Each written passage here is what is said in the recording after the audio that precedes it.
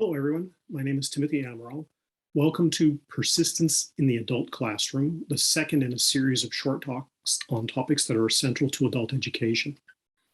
As I said in the previous video, I'm a full-time high school equivalency instructor at the Salinas Adult School in Monterey County, where I've been able to watch the most heroic stories you can imagine unfold every day since 1992. And watching the heroism of my students doesn't mean that everything goes smoothly with every student.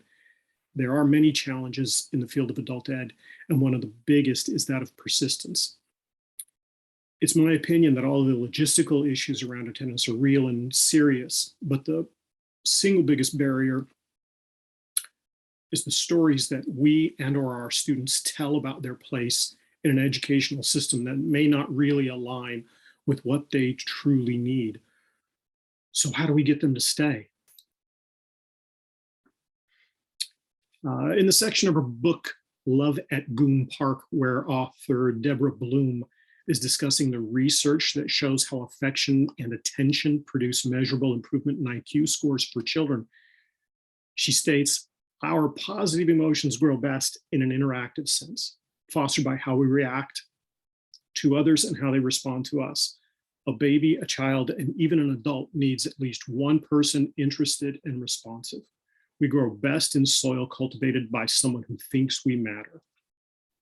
And I will add that we grow best with someone who thinks we matter enough to put our needs center stage.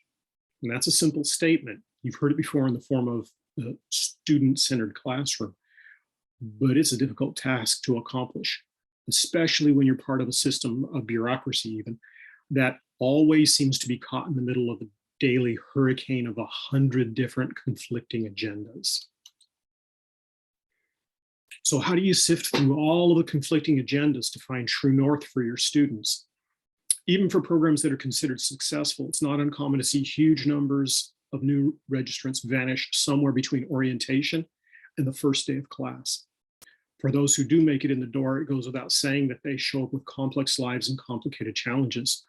Daycare, employment, residency, housing, incarceration, health, mental health, and on and on. It gets pretty overwhelming right away if folks don't have a compass that points north. This is especially true for teachers. So again, where do you start? Well, in room SQ4 out in the portables, we found a starting point that is never wrong. It's not always perfect, mind you, but it's never wrong. The starting point is the relationship.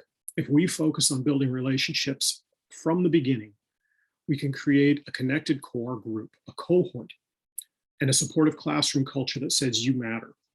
And it's that connection, that mattering, that produces outcomes that far outweigh the initial investment of time. The quote you see on the screen is the motto of Room SQ4. You don't need an education to be of value. You need an education because you are of value. It is in the DNA of every lesson, every test, every academic or employment goal that we have. When our work is built on a foundation of self-worth, true north always stays visible. And that expectation and reflection of a person's value makes all of our work relational. It's important to know that this relational work is not a substitute for us as teachers knowing our content, mastering our andragogy or pedagogy to teach kids. It's not a substitute for planning and resources and pathways to success. It is the glue that binds them together. And this glue binds your students to you and to school. As adult educators, we know that the first day of class can often feel like a MASH unit, where you're just getting the academically wounded prepared to go back into battle when what they really need is time to heal. So what if we slowed the pace down a little bit and offered a bit of educational care and recovery? It's my belief that this investment of time in relationship building, as counterintuitive as it is, actually saves time in the long run. By filling the room with students who feel comfortable, connected, and empowered, we actually save time later because most of the logistics that are time constrained require consistency, shared language, and trust, all the things that relationships produce. The payoff is seen in concrete things like testing, the testing that delivers funding for the school or credits towards a diploma or a GED for the students. If you've ever administered tests to a group of adult students, then you know how hard it is to get everyone on the same page, both literally and figuratively. When the entire class takes ownership and supports one another on the journey because they belong to a responsive community, the teacher's load is lightened because the burden is shared. Everyone either steps in or helps or role models for one another what needs to be done. And this can happen in regular instructional moments as well. Because we spend time building relationships, class feels like a very supportive family. And we don't have all the classroom management issues that normally chew up our time and a student's commitment. By investing in relationships from the beginning, we save time and keep more students in the classroom because things feel comfortable, connected, and hopeful. And if by chance they can't complete in this cycle, then the chance that they will return in the future is increased because they've built positive memories this time around. And those relationships bring folks back to the room. So before all else, focus on the relationship. You can start just by talking, and much more importantly, by listening.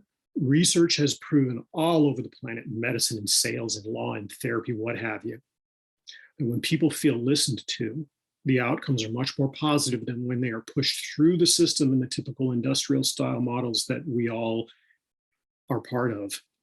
In fact, the efficiency productivity paradigm that we sometimes push toward can often undermine the very long-term goals and outcomes that we want.